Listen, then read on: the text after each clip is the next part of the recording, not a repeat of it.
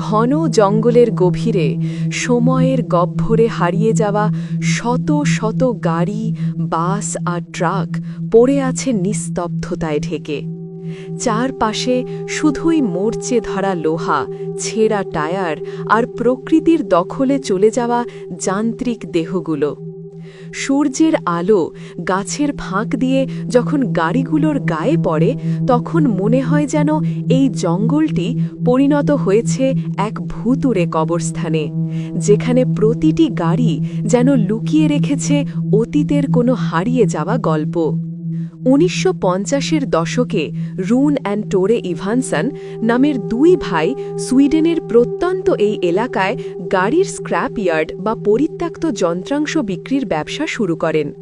সে সময় নরওয়েতে গাড়ির যন্ত্রাংশ আমদানির ওপর তেমন কড়াকড়ি ছিল না, কিন্তু আস্ত গাড়ি আমদানি করা কঠিন ছিল। তাই এই দুই ভাই সুইডেন থেকে পুরনো গাড়ি কিনে সেগুলোর যন্ত্রাংশ খুলে নরওয়েতে পাচার করতেন বা বিক্রি করতেন। নরওয়ের গ্রাহকরা সেই যন্ত্রাংশ দিয়ে নিজেদের গাড়ি মেরামত করতেন বা নতুন করে গাড়ি তৈরি করতেন।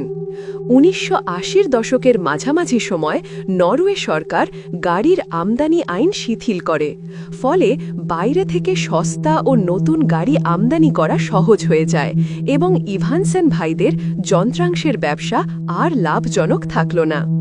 ভাইদের একজন ১৯৯০-এর দশকের শুরুতে এলাকা ছেড়ে চলে যান। অন্য ভাই কিছুকাল ধরে ব্যবসাটি চালিয়ে যাওয়ার চেষ্টা করেন, কিন্তু শেষ পর্যন্ত তিনিও হাল ছেড়ে দেন। তারপর এই গাড়িগুলো আর সরানো হয়নি এবং প্রকৃতির হাতে পরিত্যক্ত অবস্থায় রয়ে গেছে। এই স্থানে বিভিন্ন দশকের, প্রধানত ১৯৪০ থেকে ১৯৬০-এর দশকের ১,০০০-এর বেশি গাড়ি, যার মধ্যে ট্রাক, ভ্যান, বাসও রয়েছে, জঙ্গলের মধ্যে ছড়িয়ে ছিটিয়ে আছে। গাড়িগুলো দীর্ঘ সময় ধরে পরিত্যক্ত থাকায় অধিকাংশই জং ধরে নষ্ট হয়ে গেছে। কিছু গাড়ি থেকে ব্যবসার সময়েই অনেক মূল্যবান যন্ত্রাংশ খুলে নেওয়া হয়েছিল। ব্যবসা বন্ধ হওয়ার পর এই বিপুল সংখ্যক গাড়ি সরিয়ে ফেলার খরচ এবং জটিলতা অনেক বেশি ছিল। গাড়িগুলো তখন আর স্ক্র্যাপ হিসেবেও তেমন মূল্যবান ছিল না। তার ওপর স্থানটি অত্যন্ত দুর্গম এবং প্রত্যন্ত অঞ্চলে অবস্থিত। সব মিলিয়ে সেগুলোকে সেখানেই ফেলে রাখা তুলনামূলকভাবে সহজ সিদ্ধান্ত।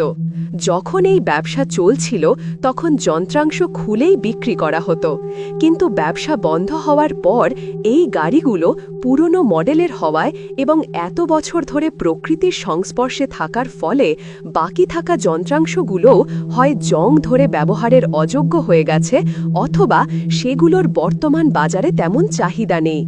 আধুনিক গাড়ির যন্ত্রাংশ এদের সাথে মেলে না। বাস্তুন্যাস এখন প্রকৃতি ও শিল্পের এক অদ্ভুত সংমিশ্রণ।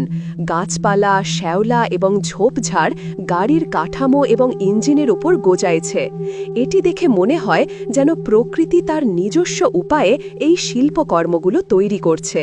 এভাবে সুইডেনের বাস্তুন্যাস কার সেমেট্রি শুধুমাত্র পরিত্যক্ত গাড়ির স্তূপ নয়, এটি একটি বিশেষ ঐতিহাসিক ও অর্থনৈতিক পরিস্থিতির ফল, যা বর্তমানে প্রকৃতির দখলে থাকা এক বিস্ময়কর স্থানে পরিণত হয়েছে।